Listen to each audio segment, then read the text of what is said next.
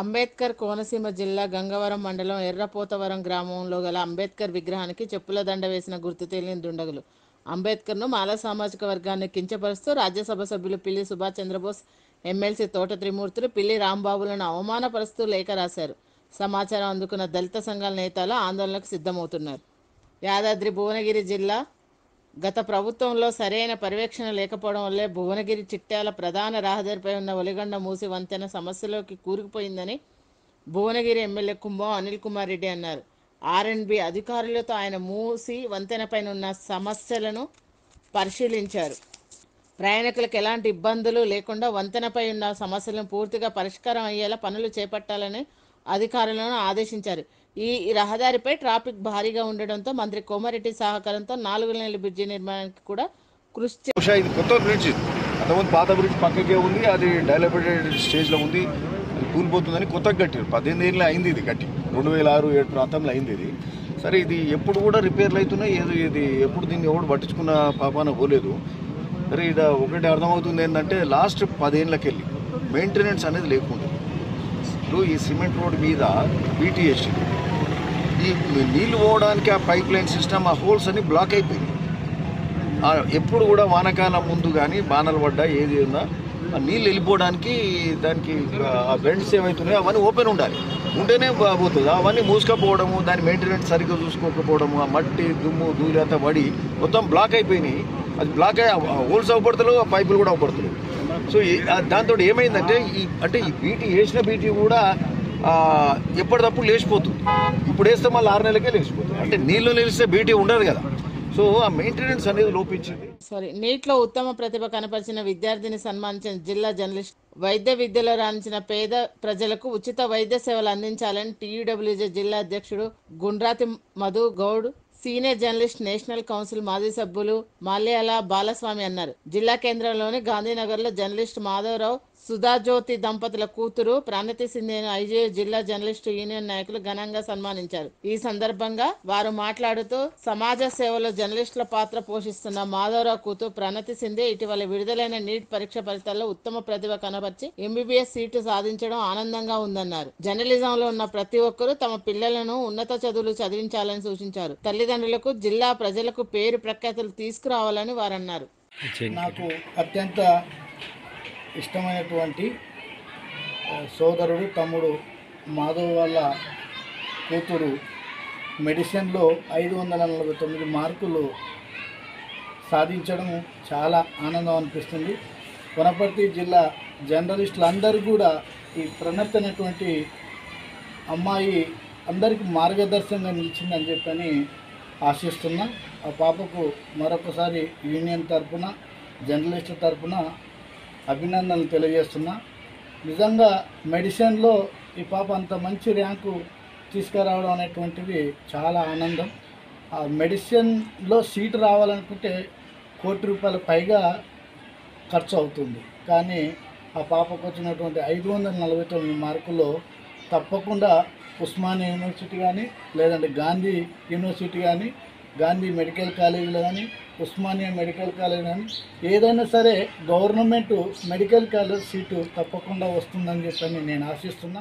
ఈనాడు group సంస్థల అధినేత రామోజీరావు చిత్రపటానికి పూలమాల వేసి విశాఖ జర్నలిస్ట్ సంఘ నేతలు నివాళులర్పించారు. విశాఖ పబ్లిక్ లైబ్రరీలో రామోజీరావు సంతాప సభ నిర్వహించారు.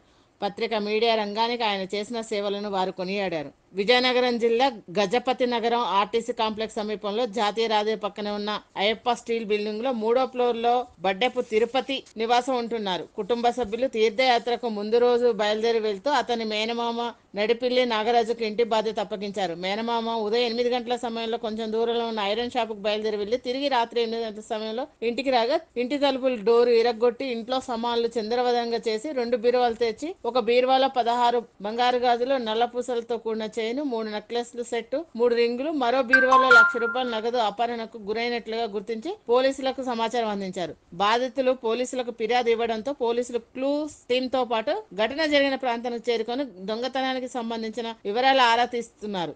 నల్గొండ జిల్లా చిట్యాల మండలం పెద్దకాపతి శివార్లో జాతీయ రహదారి 65పై విజయవాడ నుండి హైదరాబాద్ కు కారులో వెళ్తున్న దంపతులు నిద్రమత్తు రావడంతో పెద్దకాపతి సర్వీసులో తమ కారును నిలుపుకొని పడుకున్నారు. ఈ క్రమంలో దుండగులు వారిని గమనించి వారు కారు అద్దాలు పగలగొట్టి వారిపై దాడి చేసి మైలమెడలో ఉన్న 5 తులాల బంగారాన్ని ఎత్తుకెళ్లారు. ఈ ఘటనలో భార్యాభర్తలకు స్వల్ప గాయాలయ్యాయి. నార్కెట్పల్లి కామినేని ఆసుపత్రికి తరలించారు. ఘటనా స్థలానికి నల్గొండ జిల్లా ఎస్పీ చందనాదిత్య చేరుకుని వివరాలు సేకరించి కేసు నమోదు చేస్తూ విచారిస్తున్నట్లు ఆమె తెలిపారు. రామగుండం కమిషనరేట్ పరిధిలో గ్రూప్ 1 పరీక్ష కేంద్రాలను Ramagundam police commissioner M Srinivas పరిశీలించారు. గ్రూప్ 1 పరీక్ష కేంద్రాల పటిష్టమైన బందోబస్తు ఏర్పాటు చేశామని అన్నారు. బయోమెట్రిక్ సిస్టంతో పూర్తి పారదర్శకంగా పరీక్షలు నిర్వహిస్తున్నామని, పరీక్షా కేంద్రాలకు ఎలాంటి ఎలక్ట్రానిక్ పరికరాలకు ఎలక్ట్రానిక్ వాచ్లకు అనుమతి లేదన్నారు. పరీక్షా కేంద్రాల వద్ద 144 సెక్షన్ అమల్లో ఉందన్నారు. యాదాద్రి భువనగిరి జిల్లా చౌటుప్పల్ ప్రభుత్వ ఆసుపత్రిలో కమిషనర్ ఆదేశాల మేరకు ఆసుపత్రిలో ఎంక్వైరీ నిర్వహించిన నల్గొండ ప్రభుత్వ హాస్పిటల్ సూపరింటెండెంట్ మాత్రం లంచాలు తీసుకుంటున్నారని కంప్లైంట్ పెట్టడం జరిగింది. వీటిపై విచారణ చేయడం జరిగిందని state joint action committee doctor Sudhakar ఇక్కడ పనిచేస్తూ డాక్టర్ అల్వేల్పై కొన్ని రకాల కంప్లైంట్లు వచ్చాయని తదుపరి చర్యలు తీసుకుంటామని వారు తెలిపారు. నేను డాక్టర్ మాతృ డిసిహెచ్ఎస్ నల్గొండ మరి ఈరోజు ఈ చౌటుప్పల్ సిఎస్సికి మా యొక్క కమిషనర్ ఆదేశాల మేరకు మరి ఇవాళ ఎంక్వైరీ చేయడానికి ఇక్కడికి రావడం జరిగింది. మరి ఈ యొక్క ఎంక్వైరీలో ఏంటంటే కొన్ని ఇష్యూస్ మేము అందరినీ ఎంక్వైరీ చేయడం జరిగింది. కాకపోతే ఈ కొంచెం బ్రైబ్కి సంబంధించింది ఎక్కువ, మరి బ్రైబ్కి సంబంధించి కొంచెం లంచాలు తీసుకుంటున్నారని చెప్పి కొందరు కంప్లైంట్లు పెట్టడం జరిగింది.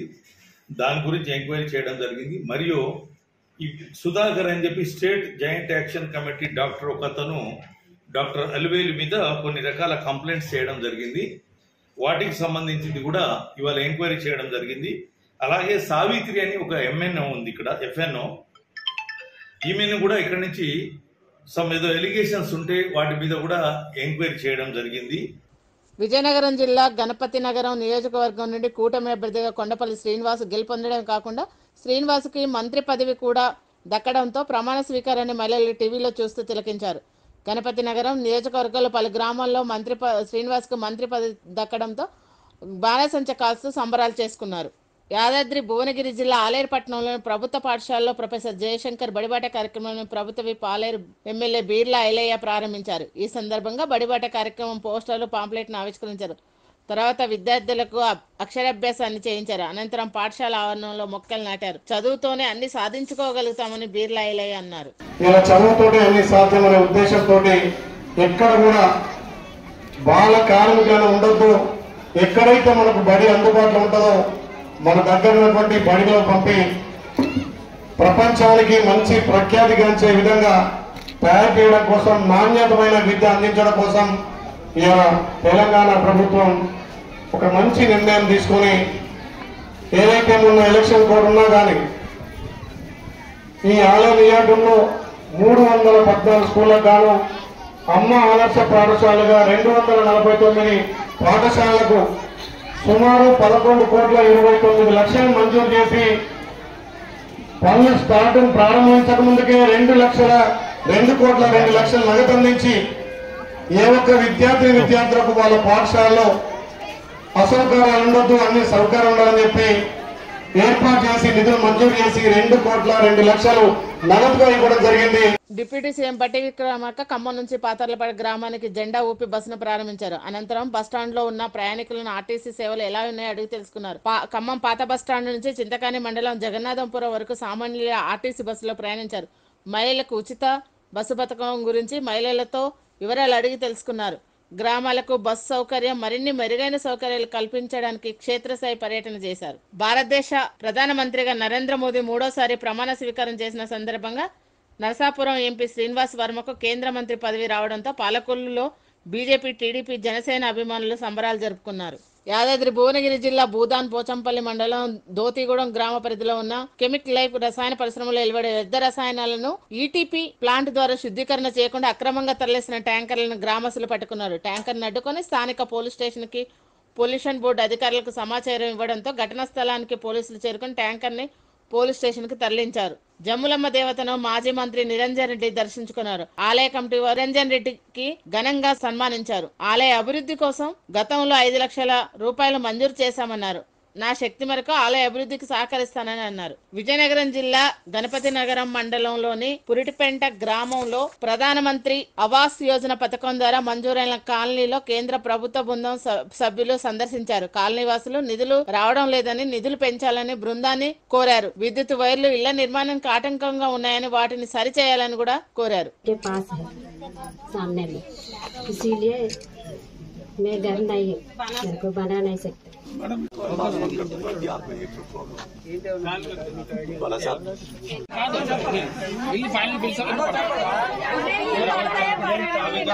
కాకుండా మీ ఇంటికి ఇంకేమైనా సంవత్సరం అడుగుతారు. ఆల్రెడీ రోడ్లు ట్రైన్లు అనేది చెప్పాము. ఇది కాకుండా ఇంకేం లేవు కదా. కూడా మనం చేసాము, ప్రపోజల్ తయారు చేసి పంపించాము.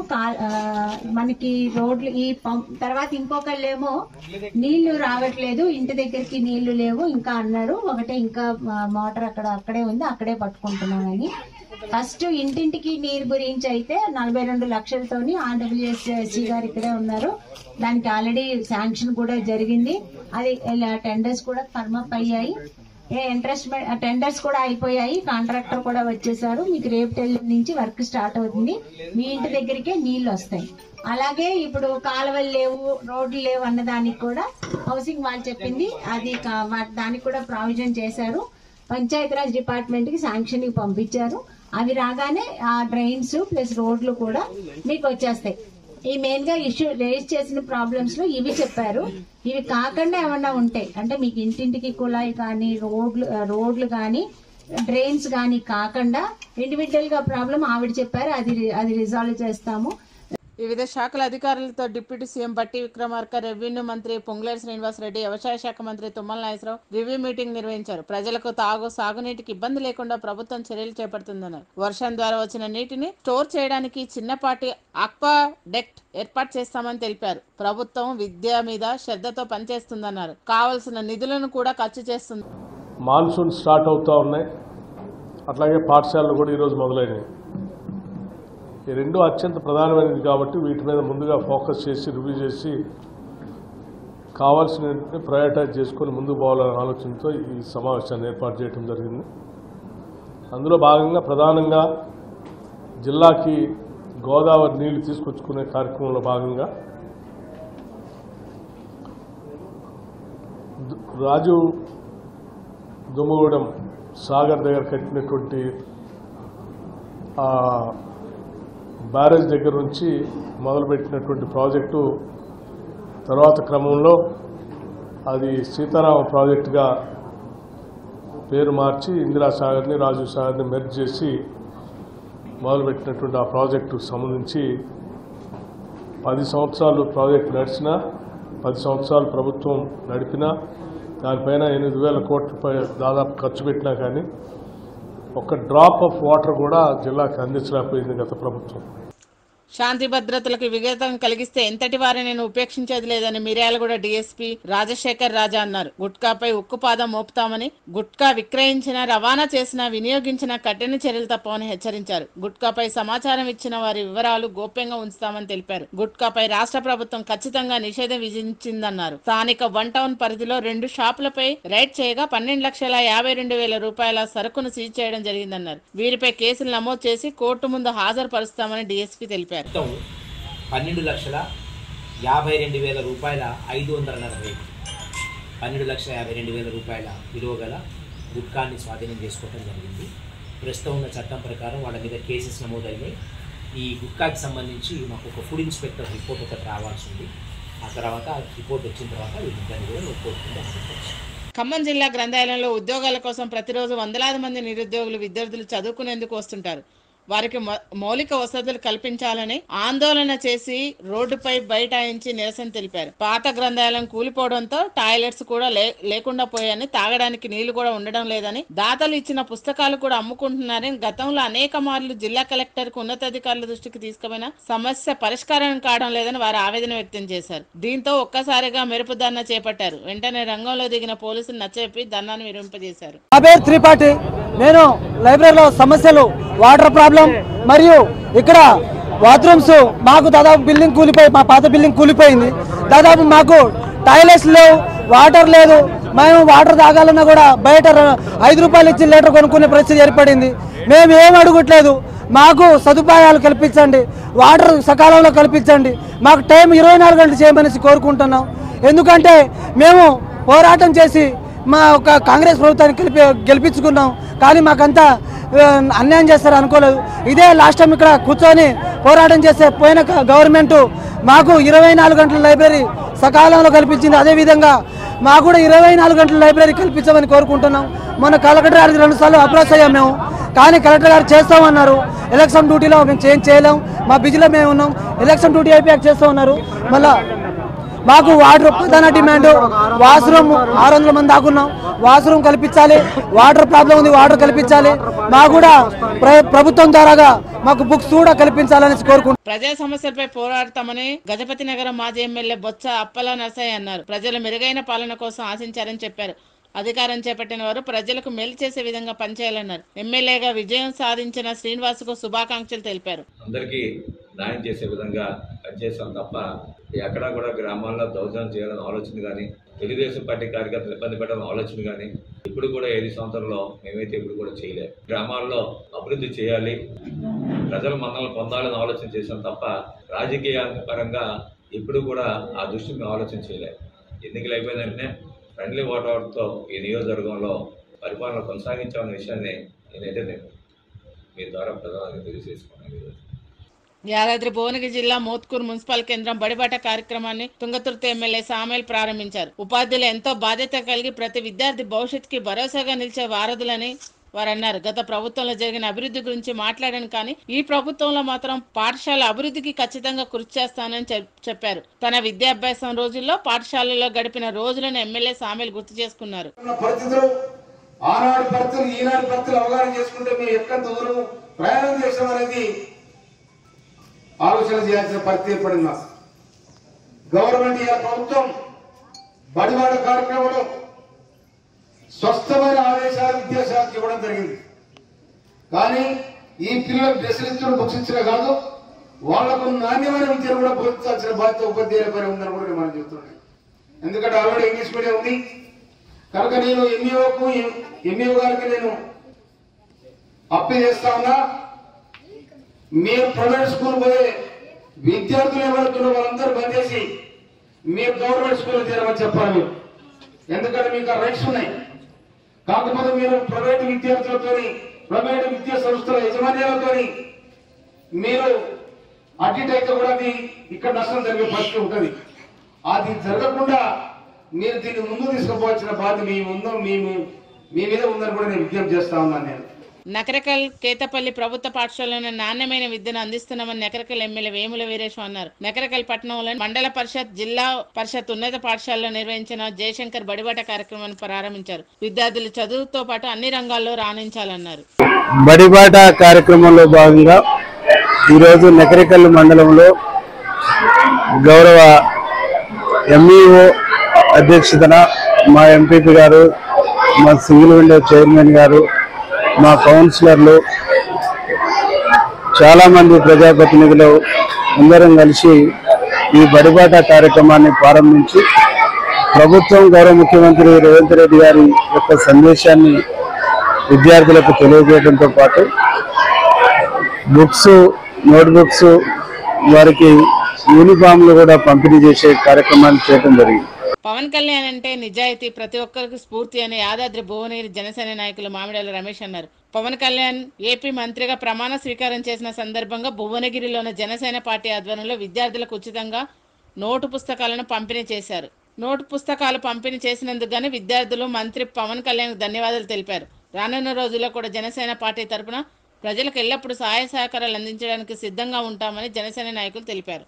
వనపర్తి పట్టణంలోని ప్రభుత్వ పాఠశాలలో కాలేజీలో చదువుకొని రేవంత్ రెడ్డి సీఎం స్థాయికి ఎదిగారని వనపర్తి ఎమ్మెల్యే మేఘారెడ్డి అన్నారు. ప్రభుత్వ పాఠశాలలో చదువుకున్న వారు ఉన్నత స్థాయికి ఎదిగారన్నారు. సీఎంకి విద్యార్థులు అంటే చాలా ఇష్టమని, రాష్ట్ర ప్రభుత్వ పాఠశాల విద్యార్థులకు కావాల్సిన books, note books, school dress అన్ని సిద్ధం చేసి పాఠశాల యాజమాన్యానికి అందించారన్నారు. ప్రభుత్వ పాఠశాలలో చదువుకొని ప్రైవేట్ పాఠశాలకు ధీటుగా 9.5 గ్రేడ్ తెచ్చుకున్న విద్యార్థులను వనపర్తి ఎమ్మెల్యే మేఘారెడ్డి శాలువా కప్పి సన్మానించారు. రేవంత్ రెడ్డి సార్ వనపర్తిలో చదువుకొని పోయాడు కాబట్టి ఆయన ఈ తెలంగాణ రాష్ట్రంలో ఈ స్కూళ్ళకు సంబంధించి 2 నెలల కిందట ఒక రివ్యూ పెట్టి ఒక మీటింగ్ పెట్టి గవర్నమెంట్ స్కూల్ను మనం ఎట్లా చేయాలని ఆలోచన చేసి దాంట్లో మళ్ళీ కాంట్రాక్ట్ సిస్టమ్ కానీ ఇంకో సిస్టమ్ కాకుండా అక్కడున్న స్కూల్ చైర్మన్ మరియు అక్కడున్న హెడ్ మాస్టర్, అక్కడున్న డిఓ లేదా ఎంఈఓ, అక్కడ మహిళా సంఘం అధ్యక్షురాలు ఎవరు ఉంటే వాళ్ళ ఆధ్వర్యంలో మినిమం ఫెసిలిటీస్ స్కూల్స్కి ఏమేమి కావాలని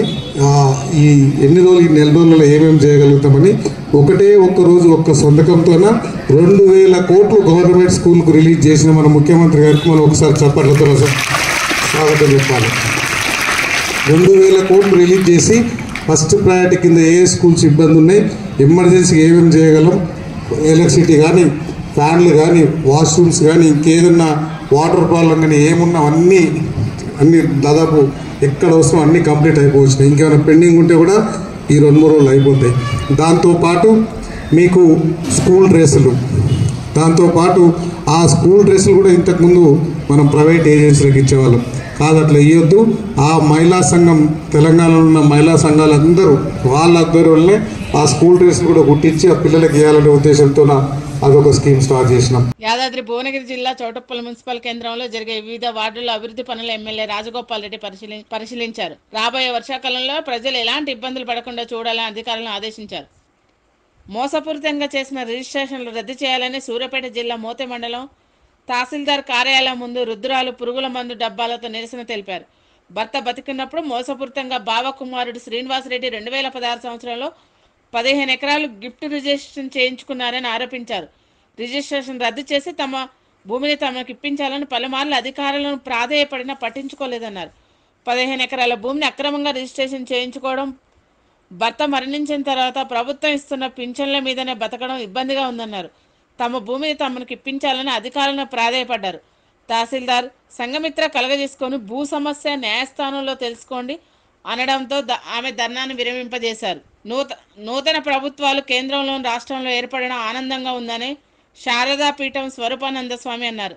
ఆంధ్ర రాష్ట్రం బాగుండాలని మేము కూడా యాగాలు చేస్తున్నామని తెలిపారు. ఏ ప్రభుత్వం వచ్చినా ప్రజలు బాగుండాలనేదే మా ఆకాంక్ష అన్నారు. శ్రీకాకుళం ఎంపీ రామ్మోహన్ నాయుడుకి కేంద్ర మంత్రి పదవి రావడం ఆనందంగా ఉందని తెలిపారు. ఈ రాష్ట్ర ప్రజలకి, ఈ భక్తులకి చాలా భాగ్యమైన పరిపాలన అన్నట్టుగా చంద్రబాబు నాయుడు గారు, లోకేష్ గారు, అలాగే పవన్ వీళ్ళందరూ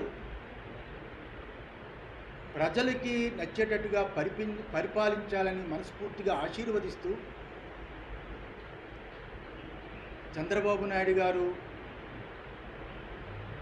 చాలా కాలం రాజకీయాల్లో అనుభవజ్ఞుడు, 3 పర్యాయాలు ముఖ్యమంత్రిగా చేసిన వ్యక్తి, సెంట్రల్తో చాలా సంబంధాలు ఉన్నవారు, ఇప్పుడున్న ఈ క్లిష్ట పరిస్థితిలో ఉన్న ఆంధ్ర రాష్ట్రాన్ని రక్షించి ఆర్థికంగా చాలా గొప్పగా చేయగలరని భగవంతుడిని కోరుతున్నాము. ఆ రకంగానే అమరావతి రాజధాని ప్రకటించిన తరువాత అప్పుడు చంద్రబాబు నాయుడు గారు మేము కూడా విశాఖ శ్రీ శారదాపీఠం ద్వారా ఒక స్థలాన్ని కొన్నాము. ఆ రాజధానిలోనే చాలా గొప్పగా నిర్మాణం చేసి అక్కడ కూడా విశాఖ శ్రీ శారదాపీఠం, శ్రీశైలం, తిరుపతి, ఋషికేశు, కాశీ, అలాగే తిరువన్నామలై, ఇతర రాష్ట్రాల్లో చాలా చోట్ల ఉన్నట్లుగా, అలాగే మొన్న కోకాపేటలో, హైదరాబాద్లో ప్రారంభించాము. అమ్మవారి గుడి అవుతున్నది. విజయనగరం జిల్లా గణపతి నియోజకవర్గం నుండి కూటమి అభ్యర్థిగా కొండపల్లి శ్రీనివాస్ గెలుపొందడమే కాకుండా శ్రీనివాస్ కు మంత్రి పదవి కూటమిలో దక్కడంతో ప్రమాణ స్వీకారాన్ని టీవీలో మహిళలు తిలకించారు. గణపతి నగరం నియోజకవర్గ ప్రజలు పలు గ్రామాల్లో శ్రీనివాస్ కు మంత్రి పదవి దక్కడంతో బాణసంచా కాల్స్తూ సంబరాలు చేసుకున్నారు. మందుబాబులు వర్షాన్ని సైతం లెక్క చేయకుండా వర్షంలో భీష్మించి కూర్చున్న వైనం సూర్యాపేట జిల్లా మోతే మండలం కేంద్రంలో చోటు చేసుకుంది. వర్షంలో తడుస్తూ కూర్చున్న మందుబాబు అది చూసిన మరో మందుబాబు వర్షంలో తడుచుకుంటూ మందు గ్లాస్ తో వచ్చి వెనకాల కూర్చున్నాడు. చుట్టుపక్కల ఉన్న వాళ్ళకి ఏం జరుగుతుందో తెలియక ప్రజలు ఆశ్చర్యంగా చూశారు. ప్రస్తుతం ఈ వీడియో వైరల్ గా మారింది. ఎన్నికల ఫలితాలు వెలువడిన వెంటనే రాష్ట్రంలో వైసీపీ నాయకులపై ప్రభుత్వ ఆస్తులపై దాడులు మొదలయ్యాయని రాజ్యసభ సభ్యులు వై సుబ్బారెడ్డి అన్నారు. రాష్ట్రంలో ప్రశాంత వాతావరణం నెలకొనాలని కోరుకుంటున్నానని చెప్పారు. రాష్ట్రపతికి, గవర్నర్ కి, హ్యూమన్ రైట్స్ కి ఫిర్యాదు చేస్తానని, ఈ దాడులపై కేంద్రం దృష్టికి తీసుకెళ్తానని తెలిపారు. మెగా డిఎస్పీ సీఎం చంద్రబాబు తొలి సంతకం చేయడాన్ని అభినందిస్తూ విశాఖ పౌర గ్రంథాలయం దగ్గర నిరుద్యోగులు మోడీ, పవన్ కళ్యాణ్, చంద్రబాబు చిత్రపటాలకు పాలాభిషేకం చేశారు. రాష్ట్రంలో నిరుద్యోగ సమస్య చాలా ఉందని, అనుకున్న ప్రకారం డిఎస్పీపై సంతకం చేయడానికి మేము సంతోషిస్తున్నామని తెలిపారు. అలాగే రాష్ట్రంలో గ్రూప్ 1, గ్రూప్ 2 పోస్టులను త్వరలోనే భర్తీ చేయాలని వారు డిమాండ్ చేశారు.